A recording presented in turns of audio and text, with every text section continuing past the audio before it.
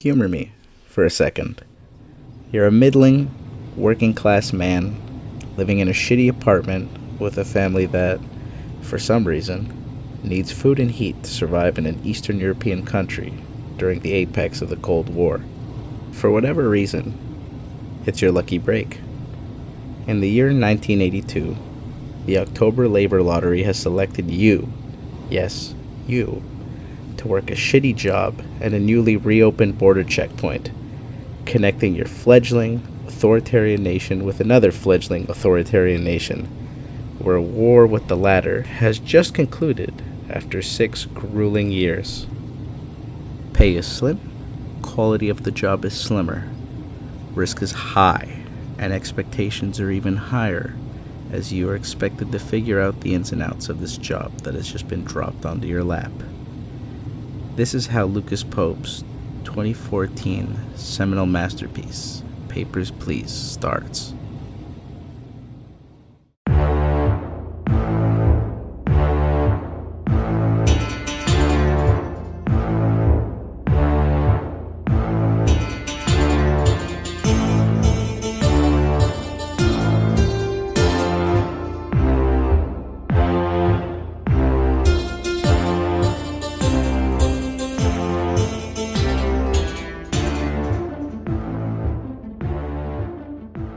Papers, please.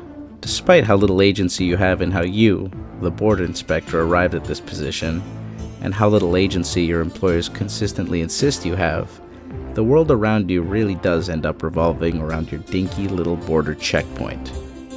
Despite this, a question really has to be asked. How did we get here? How does this happen? How did this happen? What's so funny about this question is that by asking it, the game has already trapped you in the shoes of its unnamed protagonist. By drawing you in with a similar opening text and only showing you exactly what you should know, there's no room for any meaningful metagaming. It's just you, trapped in that little booth for undesirable hours, to say the least, learning as the paperwork and world around you changes and gets more complicated day by day, with yourself and your family all hinging on how many people you process and how good you do it. Your position is the culmination of many decisions that have occurred and will continue to occur long after you have passed.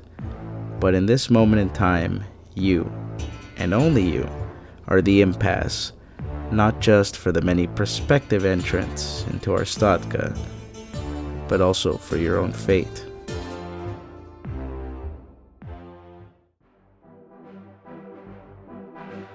Papers, Please does a fantastic job of really making the player loathe their job, and even bemoan the little agency they are given. The best example, in my opinion, of this concept is when M. Vonel, an investigator for the government, shows up on day 12 asking about the Ezek Order, a rebel sect seeking to overthrow the government.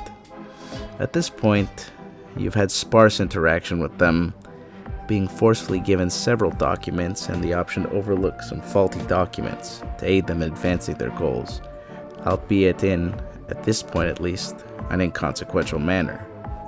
Most people reach their first bad ending at this point, where if you hand over your unwanted documents, you are thrown in prison for life, and the game ends, granting you the achievement, Too Honest. There are other interactions that can give you bad endings, many of which are negative consequences of situations where you can elect to have agency rather than just going with the flow. Combined with the constant, unending flood of paperwork that never ceases to grow, the constant threat of a game over from mildly pissing off your superiors or simply making a real decision of your own accord is another point towards immersing you in how terrible the situation you are in really is. This lack of true agency and overall mediocrity in your surroundings even extends to the endings of the game. Should you elect not to flee to Cobrastan and really pick a side between the Ezek Order and your government, regardless of who wins the conflict, you are ultimately put back into the exact same field of work. The only thing really changing is which mediocre boss you answer to.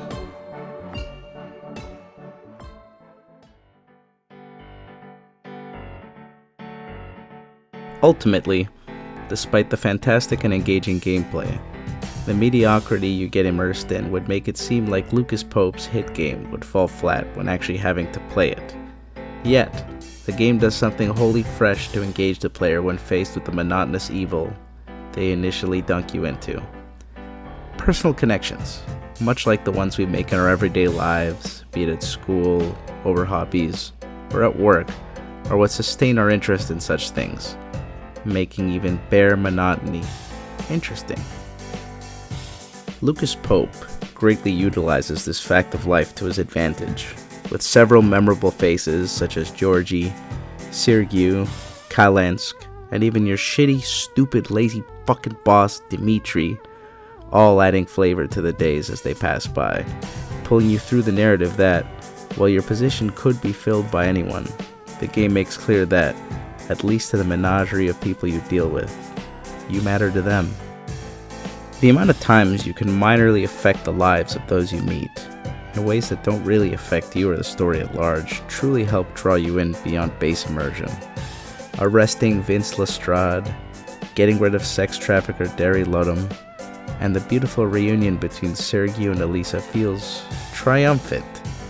This exact same way that Dimitri asking you to get one of his flings through with incorrect paperwork elicits an audible groan when it happens. Ultimately, Papers, Please assumes the identity of many things at once. A deep, personal story in a setting lacking individualism. A story that takes place, and you are merely a spectator to it, pulling the trolley lever but ultimately fostering no change. A simple border inspection agent. A hero who saves lives. A scumbag who takes bribes and scratches his nuts on the job. All of it is dependent on you, the player. It is in this masterpiece, in immersion, that Papers, Please makes itself a timeless classic.